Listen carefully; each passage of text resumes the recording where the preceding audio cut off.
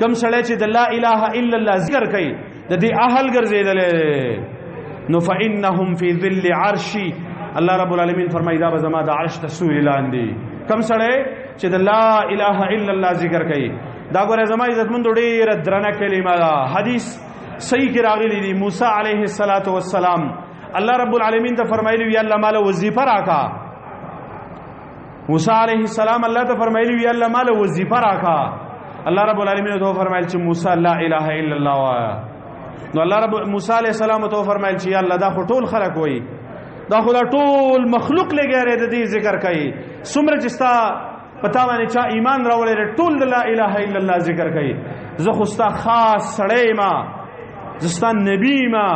مال خاص وظیفه راکا خاص وظیفه چې هغه امتیازي وظیفه یار چا سره نه صرف زما سره سره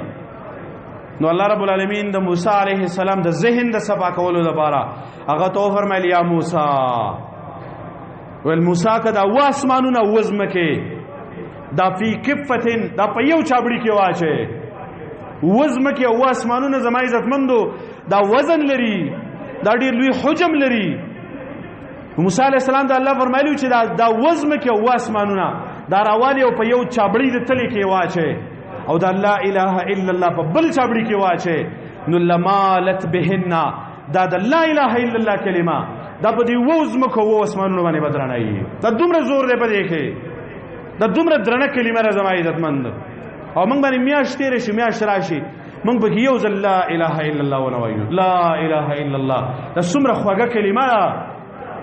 او دا چې څوک ډیره زیاته وایي زما عزتمندو دې سړي الله رب العالمین په ځنکدن کې وایي د لا اله الا الله توفیق ورکوي د دې ډیر زیات ذکر کوي هر قسم اذکار کوي چې په عمل نامه کې هر قسم ذکر لیکل شوی نو د لا اله الا الله دا ډیر وایا د عرش د سوري لاندې رب العالمین د لزید ورکی دا ډیر لوی حجم لري موسی علیہ السلام ته الله فرمایلی چې دا وزم کې واسمانونه دا راوالي او په یو چابړي د تلې کې واچي او دا لا اله الا الله په بل چابړي کې واچي نو لمالت بهن دا د لا اله الا الله کلمه دا په دې وزم کې واسمانونه باندې بدرنایي دا دومره زور دی په دې کې